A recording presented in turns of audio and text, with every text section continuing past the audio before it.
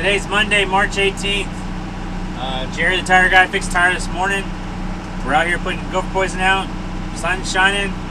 It's just hair wet, but probably pretty good for the gopher poison to cut through the ground. It's not too wet that we're sinking, and we just need to try to get rid of these gophers before hay season starts.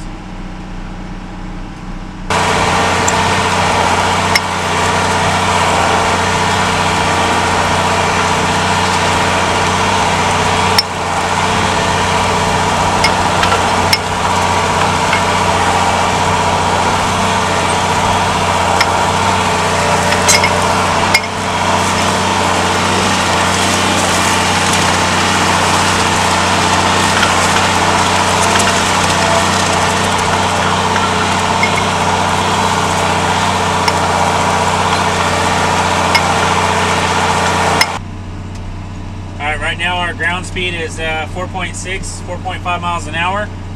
We are running at 1800 RPM in C1. I could probably get to C2 if I want to, but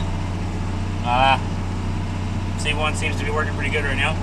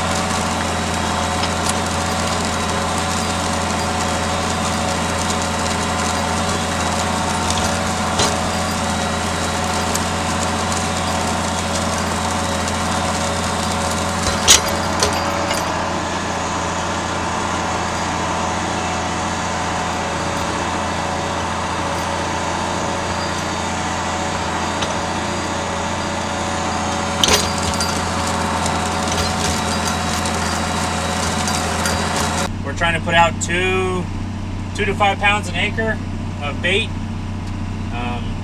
You want to run across hills. You don't want to run up and down hills. You want to run across them, because that's the way the gophers, they dig their tunnels across hills.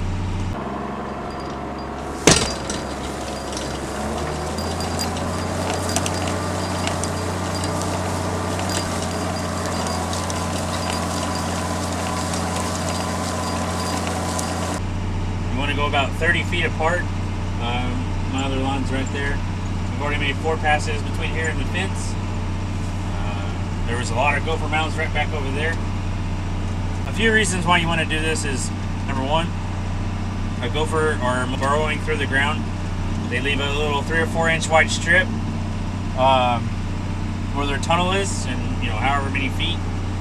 So there you lose a little bit of grass there, because grass can't grow where there's loose soil. You can see right here, those are all tunnels right there where my foot is. They're old. See how it's soft right there? That's where the tunnel is. See how it's kind of up and down right there? It's a tunnel.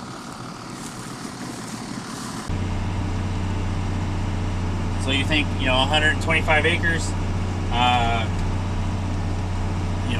how many 3 or 4 inch wide, 10-foot long lines are there? Could be quite a few. Number 2, the gopher mound that they make. I'm sure everybody's seen a gopher mound. When you're coming along and you're cutting hay and you hit that gopher mound with the mower, that really wears out your blades and wears out your bonnets or your hoods on your disc bind mowers. Just really wears out equipment, especially the mowers are number 1. Just going in and hitting that sand pile. So here's an old gopher mound right here. And not only does it kill the tunnel, where the tunnel is killing the grass, it's where the mound is, it's a dead spot right there now. Number 3, with our mocos, cutting it and running the impellers and throwing it in a windrow. If you hit a big enough gopher mound, you'll have dirt lay into the windrow.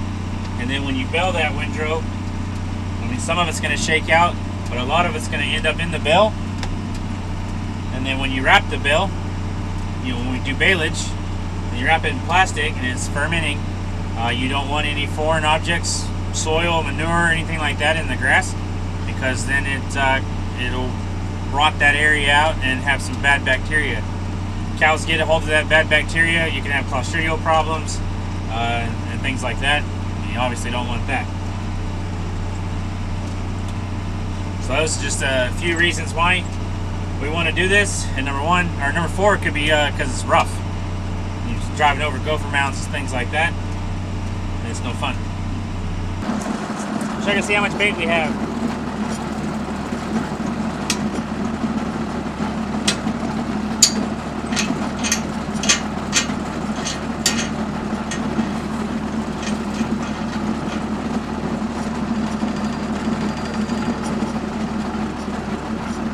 Go ahead and put it back in.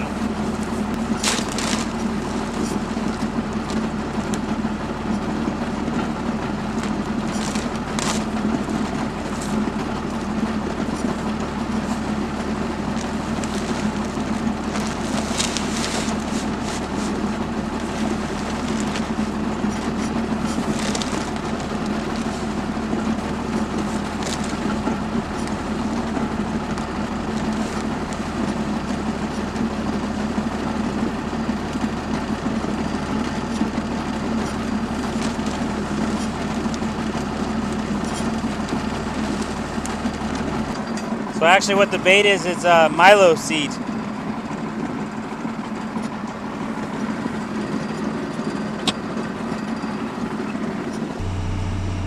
So the plan is to be cutting hay in about 30 days. First we gotta get this done, and then we need to get fertilizer put out, and then hopefully with weather it all works out and we're cutting a bale in 30 days. So that's the reason we're out here trying to probably pushing it just a little bit too early on being wet.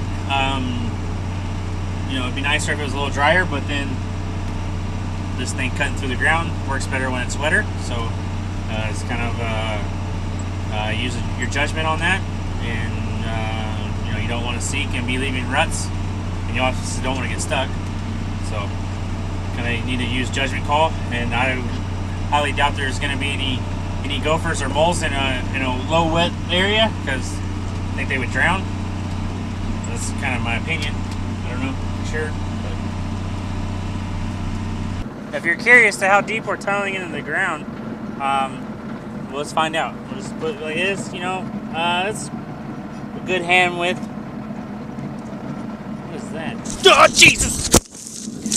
Help!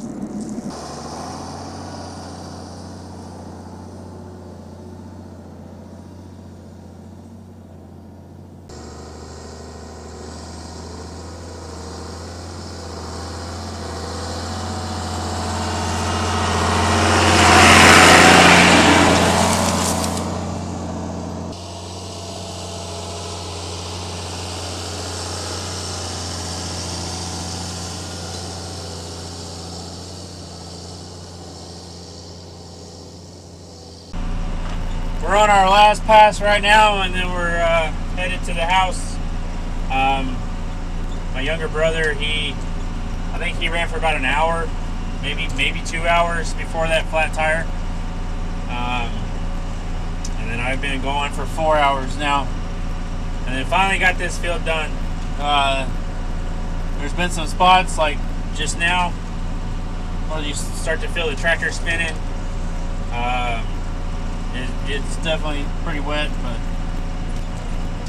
not as bad as it is in Nebraska right now with all their flooding they're getting. That's horrible, but definitely need to dry out before we get some fertilizer out here. There's plenty of ryegrass, so everything's starting to kind of look up. So with that being said, thanks for watching. Don't forget to comment, rate, and subscribe. We'll see you on the next video. Share this with your friends, anybody on YouTube that you chat with. Let them know about the channel. I'd really love to grow it and keep rolling and try to get a video every day, or at least every other day. Yeah, so thanks for watching, and leave a thumbs up. We'll see you on the next one.